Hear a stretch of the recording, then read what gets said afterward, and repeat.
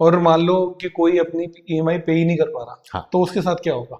नहीं सर, होगा कुछ भी नहीं सर। देखो, शुरू के 2-3 महीने तो the sales executive will call him कि सर आपकी ईएमआई बाउंस हो मान रही लो है, कोई आपकी ईएमआई बाउंस हो डिफॉल्ट हो रही गई, है। फिर? हाँ, तो ईएमआई सर पहले आपको सेल्स पर्सन बैंक का कॉल करता रहेगा, सर आपकी ईएमआई डिसऑनर हो गई है, हम्म, तो try to make balance in your account और इन ईएमआई को क्लियर कर दीजिए।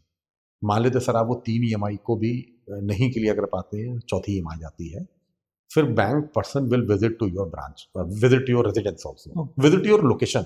वो घर हो, ऑफिस हो, वो मिलना शुरू कर देगा सर ये आपको। ब्रांच पर्सन आएगा? ब्रांच पर्सन आएगा सर, 4-5। सर 5वें छठे से उनकी लैंग्वेज थोड़ी हार्श भी होने लगती है, अच्छा, और सर कई बार रिकवरी एजेंट आने लगते हैं छठे छठे महीने बाद? छठे 5वें छठे महीने के बाद में। ओके। ये बैंक टू बैंक डिवाइड करता है सर। ओके। कई बार क्या होता है sir, bank to bank depend करेगा सर।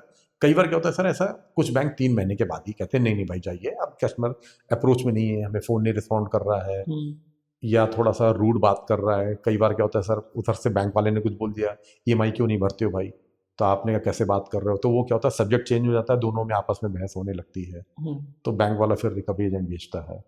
जब 6-7 महीने के बाद में लगता है कि ईएमआई अब वाकई में नहीं पे कर पा रहे हैं हम, तब बैंक लीगल एक्शन लेने की तैयार करता है। लीगल एक्शन ये हो जाता है सर, बैंक लीगली सर वो कोर्ट में केस डालता है सर। बैंक डालता है? वहां पर हाँ बैंक डालता है सर। इसमें कोई नहीं कि हियरिंग पे जाना है, ये जाना है, वो जाना है सर। बैंक उसके बाद आपसे रिकवरी करता है, फिर ऑक्शन करता है।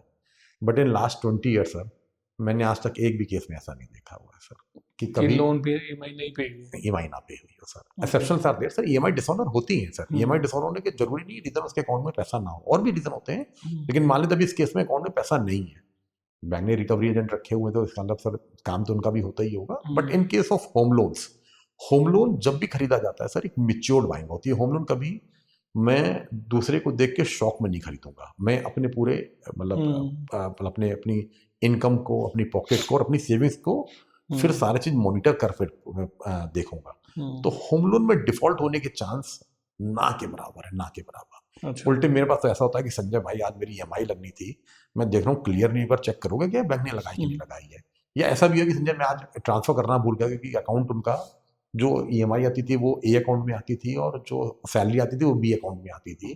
तो कहते मैं संजय हर बार बी से ए में ट्रांसफर करता, आज मैं ट्रांसफर करना भूल गया हूँ, तो देखो ना कैसे करना, कैसे पे हो सकता है। बट फिर भी एक नॉर्मल कॉस्ट में अगर ये है कि 3-6 महीने के बाद बैंक थोड़ा रूड होने लगता है सर, तो मेक श्योर कि सर वो स्थिति मैंने आते देखी नहीं, भगवान करे वो स्थिति किसी के लिए आए भी नहीं सर। मैं चाहूंगा भी नहीं कि कभी किसी को स्थिति आए। नॉर्मली मतलब कहते हो कि मान लो किसी ने ईएमआई नहीं पे करी, तो 3 महीने तक जो 3 है महीने तक नॉर्मल कॉल बैंक आती नॉर्मल रहेंगी, कॉल करेगा कि पे कर सर दो, पे कर दो, ईएमआई पे नहीं कर आई है सर शायद। बल्कि बैंक तो कई बार ऐसा सॉफ्टली कॉल करता है कि सर आप शायद ट्रांसफर करना भूल गए होंगे, प्लीज है ना आप चेक कर लो कि आपने क्यों नहीं करा हुआ है।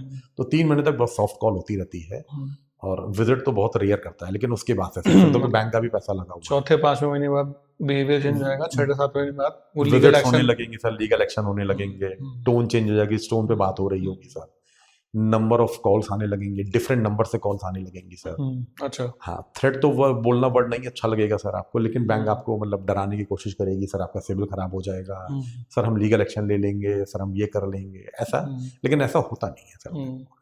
मतलब बैंक कहती है what bank doing now days, bank purchase money from different source, वो सेविंग्स अकाउंट से, करंट अकाउंट से, एफडी से परचेज कर रहे हैं। बैंक सेल्स अमाउंट, उसने सर होम लोन में, बिजनेस लोन में, पर्सनल लोन में सर उसने पैसे को खरीदा और पैसे को बेचा है। आगे दे दी। खरीदा उसने 3-4-5-6% पे, बेचा सर 7-8-9-10% पे सर। क्रेडिट कार्ड अगर आप यूज करते हो सर, तो वो डिले पेमेंट करते हो तो 42% है। तो यही सर इसी के बीच का बैंक का प्रॉफिट है सर। तो बैंक जाती है हमने आपको पैसा दिया, बस आप पैसा मुझे वापस कर दो sir. In case of sir फिर मतलब कि in case of due diligence अगर कोई प्रॉब्लम आ रही है, तो आपको भी किसी से पैसा लेना होगा, तो शुरू में थोड़े दिन आप भी प्यार से बात करोगे, शायद फिर आप भी रूड होने लगे, भाई साहब पैसे क्यों नहीं दे रहे। तो बस यही बैंक हो रहा है। Bank is also doing sir जो हम लोग करते हैं, बस वैसे बैंक कर रहा है सर।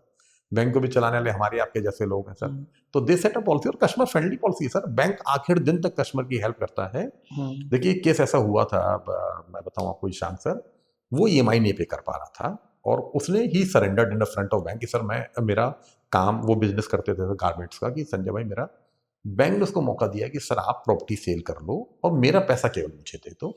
मान लो आपका 100 रुपए का लोन है और प्रॉपर्टी 500 रुपए का है, I need my 100 rupee only. आप 500 की चीज 500 में बेचो, हम हेल्प कर देंगे। इनफैक्ट जो आपका बायर आता है उसका लोन भी कर देंगे, but I need my 100 rupees back, 400 rupees आप रखो सर। बैंक आखिर दिन तक हेल्प करता है, डॉक्यूमेंटेशन, कोई अगर लीगल वाली बात आ रही है तो बैंक आखिर दिन तक हेल्प करता है। बट ऐसा मैं कह रहा हूँ ना, मैंने रेयर वरना आज तक तो मैंने होते देखा नहीं है सर। हो सकता है कलेक्शन एजेंसी से बात करें, कहेगा मेरे पास तो हर दूसरे दिन ऐसे चौथे दिन केस आते रहते हैं, वो बड़े एक्सेप्शनल होते हैं सर, एक्सेप्शनल होते हैं। तो ये फिरौती वाले कलेक्शन वाले का बेंटर बिल्कुल करते नहीं हैं, सर, फिरौती वाला कोई नहीं आता है। जैसे हम बहुत सारी मूवीज में देखते हैं, बहुत सारी वीडियोस में भी देखते हैं कि घर पे आ जाते हैं और नहीं, घर पे सर धमकाते हैं, पैसे मांगने तो आएगा, डराएगा नहीं सर। धमकाते हैं, नहीं, बिल्कुल बोलते नहीं हैं सर। पेमेंट, वो बदतमीजी से बात नहीं कर सकता सर अब आपसे, वो ना बदतमीजी से मान बात लो करेगा करे वो सर। तो। शायद नहीं सर, शायद नहीं। देखो रूट तो होगा, क्योंकि उसकी जॉब है टू कलेक्ट द मनी। क्योंकि जब शाम को वो ऑफिस जाएगा ना, तो उसको वो जिसको रिपोर्ट करा उसका बॉस पूछेगा भाई क्या किया है तूने, तो तू भी तो कुछ करेगा क्या? सर आप ही लोगों ने मना किया है। क्या मैंने मना किया हुआ है कि लड़ना नहीं है, लेकिन गुस्सा तो सकते हो थोड़ा बहुत। इसे सर मार्केटिंग बोल सकते हैं सर, है ना ये। लेकिन वैसे बैंक वाला नॉर्मली नहीं करता है सर। अंटिल सर तो आपने लिया हुआ तो पैसा देना पड़ेगा सर। तो 7 महीने बाद मान लो बैंक ने लीगल नोटिस भेज दिया क्लाइंट जी को, जी। लीगल नोटिस पे क्लाइंट को कितने दिन में रिप्लाई करना होता है? नहीं, वो लीगल नोटिस है तो मैं तो कहूंगा इमीडिएट रिप्लाई करे। बैंक 3 लीगल नोटिस भेजता है सर। 3 लोग, वो 3 लीगल कितने नोटिस ड्यूरेशन भेजता में है वो? सर। अलग अलग है सर, एक एक 1.5 महीने की ड्यूरेशन में अच्छा भेजता है। तो मान लेते हैं सर उसको होते होते भी सर 2-3 महीने लग गए सर, 4 महीने लग तो गए, एक ये तो 8-10 महीने का प्रोसेस हो गया 12 पूरा, महीने का प्रोसेस हो गया तो सर। तो बैंक उसके बाद बाहर आपके उस पर नोटिस भी लगा देती है कि भाई ये घर के बाहर। आप प्रॉपर्टी पे रह रहे हो सर, लेकिन आप नोटिस भी लगा देता है सर। ओके। फिर लास्ट में सर बैंक उस प्रॉपर्टी को अपने पोजीशन में लेने के लिए आपको फोर्स तो करता है सर। एग्रीमेंट में लिखा होता है ना, आई थिंक ऐसा कुछ होता है। नहीं, ऐसा लिखा नहीं है सर, कहीं कुछ नहीं लिखा हुआ तो होता है। फिर लेकिन पोजीशन में कैसे रह रहा है? मान लो प्रॉपर्टी फिर है 5 लीगल करोड़ नोटिस पे की, है सर, लीगल नोटिस पे है सर सारी चीजें जो लीगल नोटिस में बताया जाएगा, भाई आपने हमसे लोन लिया था, आप लोन नहीं पे कर पा रहे हैं, तो प्लीज इसको रिप्लाई करिए और बताइए आप हमारा पैसा कब तक देंगे भाई, है ना भाई। आप रिप्लाई नहीं करते तो बैंक फिर उसके 10-15-20 दिन 1-1.5 महीने का रिप्लाई करता है, एक आपको फिर नोटिस भेजता है। फिर आप जब आप रिप्लाई कर ही नहीं रहे हो, किसी के सामने आए नहीं रहे हो, तो bank has to take a legal action. वो लीगल एक्शन प्रॉपर्टी पोजीशन लेने वाला है। वहां पर सर पुलिस इन्वॉल्व होती है सर, जो लोकल पुलिस होगी सर। मतलब ये सब देखो सब बैंकिंग चैनल चल रहा है सर। अब मान लो सर मैं किसी बैंक की बात करें, अगर उनका हेड ऑफिस बॉम्बे है सर, तो बॉम्बे सर अभी दिल्ली की बात करेंगे, दिल्ली ऑफिस को रिपोर्ट करता है। फिर दिल्ली ऑफिस सर क्या करता है, जो जिस जगह का एरिया होता है जहां हम लोग बैठे हुए हैं सर, तो वहां के लोकल पुलिस को भेजाएगा। और ये भी सर डॉक्यूमेंटेड काम चल रहा, कोई ऐसा नहीं है।